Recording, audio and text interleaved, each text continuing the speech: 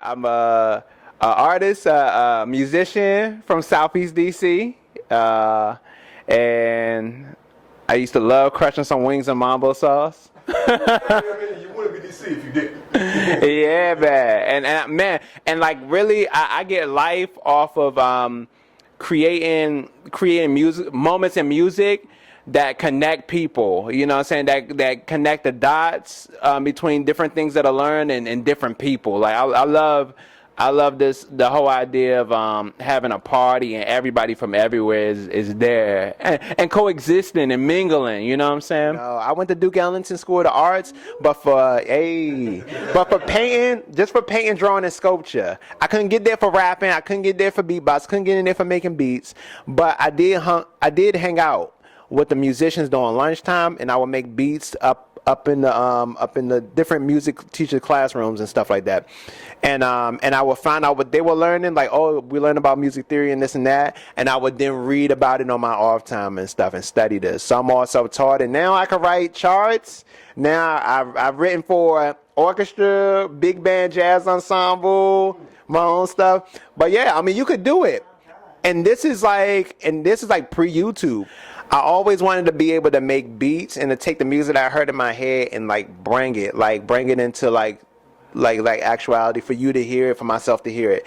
But in order to do that, I wanted string section, horn section, stuff like that. I had to rise to the occasion and learn how to take that and then properly interpret it and bring it out to the forefront. And I didn't want to have to rely on a producer, you know what I'm saying, for my sound sonically. So having my root in hip hop and go-go, because my mom used to be a DJ, so she played a lot of music. Yeah. Yo, yeah, my mom gets down. And so being a fan of hip hop and go-go, all right, what we do with go-go? I think in its inception, Chuck Brown was doing these gigs. He would take top 40 songs and then change what's happening rhythmically and create go-go, well, with the funk backbeat and with the tumbao simplified rhythm of salsa, and make this music. He would take anything, any type of song, it could turn into a go-go song. Just like how people do the Happy Birthday soca version and stuff like that. So you got that one, right? That's go-go, that's DC right there. But then when you take it over to hip-hop, what are we doing for composition? Man, we're sampling records, right? And because we're sampling records, it's amazing because we connect to the genealogy of music. We could learn about past music, you know what I'm saying, because of sampling. But then when you get into cats like groups like De La Soul and Tribe Quest, they're sampling all types of stuff, right? With Tribe, you got jazz. With De La Soul, you got crazy stuff. You got folk music, whatever. And with sampling, you could take any style of music and make it fly and make people rock to it. And so for me, it's like, oh, they sample this Indian thing right here, and this thing is fly. And so for me, I hear Indian music from other countries all the time, and then I'm like, oh, this is already hot. All we need to do is just put an 808 on it, turn up the bass on this thing, and present it in the proper venue, and I bet you people are going to beat their feet to it. You know what I'm saying? That's just what it is. And instead of sampling the records, I could work with actual people in these communities, and then it's an even stronger thing. Then this is a different thing because we're creating relationships now instead of sampling.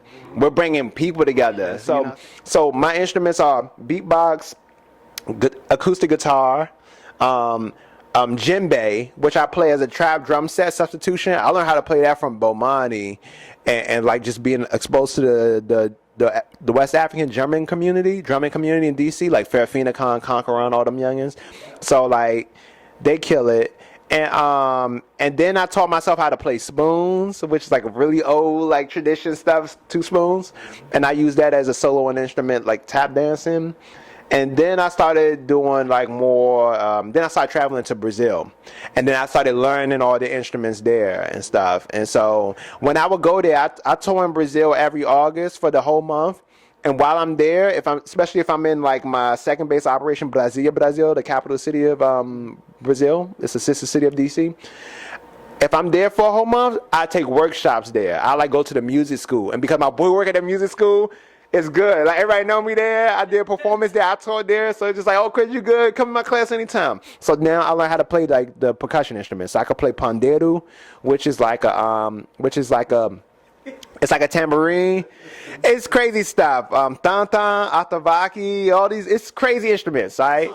Now the pros of the current hip hop, man, it is so West African.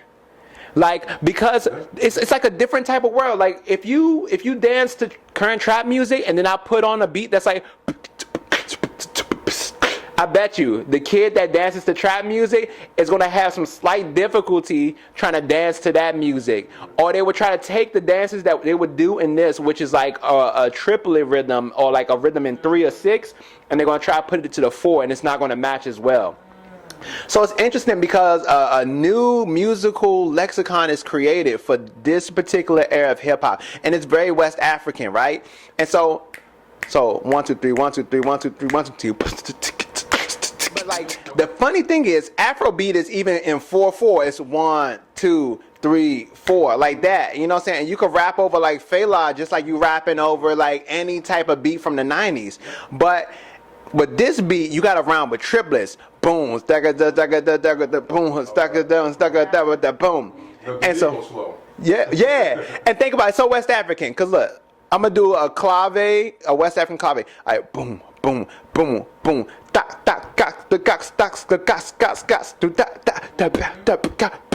And that's like West African right there. So. So look, man, we're hip hop heads. We're no strangers to danger when it comes to like crazy lyrics and content, right? But the thing that I'm concerned about is the hard push of opioids, right? Like it's right now it's the pharmaceuticals industry's like best friend, like as far as like promoting opioids and being them out and putting them out on the street where you could probably get more money from it than just doing it the standard way, you know? And the thing is, with us listening to music, we could be like very pedestrian about it, right? And be like, oh, it's nothing, but it's interesting because songs are kind of like mantras, you know what I'm saying? Like, try listening to whatever genre of music you want to listen to, but listen to music with certain messages in it, and watch how it impacts your life. So this is we might be dealing with problems, especially like folks of color. That stuff be in our soul. We be embodying the flavor, you know what I'm saying? And the type of drugs that we're talking about, they could really do some long lasting damage, you know what I'm saying? So I'm concerned for like all of my peers and the youth, like straight up. So that is the con. It's a different realm. It's a different realm and stuff like that. But I'm just like, I just be a little concerned about the little homies though. I'm like, man, y'all being taken care of. I just want y'all to be well and to know how to make a difference between entertainment and your life. And living your life and being able to make it to like 30 plus, you know what I'm saying? Because a lot of practices we're doing with drugs and stuff these days, it's taking youngins out. Youngins dying hella early in the game. Push, man. It's so tough. So that's stuff I worry about. And this is like the ratchet era, right? It is like it's popular to be ratchet from the White House on down. Like I like him because he's unfiltered. I like him because he just don't care. He say whatever comes to his mind. And so the curated ones and the ones that really think about a calculated response or because there are like different things at stake, maybe they're not as exciting right now in this era. But there's a lot of like debaucherous activity that goes on right now, and I think that while this is happening right now, you just got to be careful that you don't get like swept up in this joint and mess yourself up. So it's just like be careful. As far as working with youth, let's see. When I had to drop out of college because my financial aid didn't go through and I had no family contributions, just my mom. And if it wasn't for them Social Security and disability checks, I don't know how we would have made it. You know what I'm saying? Like, so thank you, like these public services and stuff. Like, wow, they made it possible that people could get their stuff together and then create fruits, being the children, or get themselves in a position where they could contribute to society. You know what I'm saying? So that's just a plug for these public services, y'all. It's good and it works. It gets abused, but it's the thing too. So because I dropped out, because I had to leave college, I had to find like different ways to make some money and stuff like that. So I would like do like performances and stuff like that. Luckily for me, I was rolling with my mentor Bomani Amar, and he's a workshop facilitator. I met him through a workshop that he facilitated called Christylez with Tim Jones, who does like hip hop ad on Twitter and stuff like that. So I will roll with him all the time and go around with him wherever he's going. I'm backing him up on the beatbox, and he just hipping me to the whole game and the whole scene out here. Sorry, the mic all over the place right now. Sorry for the audio. So he was working for the National Organization of Concerned Black Men, right? And they would do like workshop facilitation and stuff in different schools in like DC public schools. And so I started working with them, and the woman, Cheryl Johnson, who ran the program, brought me in, and I started teaching kids, right? And I started teaching in DCPS because of them. 4 years doing creative writing. So I've always been about that life right there, and also mixing hip hop with academia. Because I had to learn like timetables by making songs, you know what I'm saying? Like, and so this is what I'm about. We share that music, and we need to learn about this ever changing like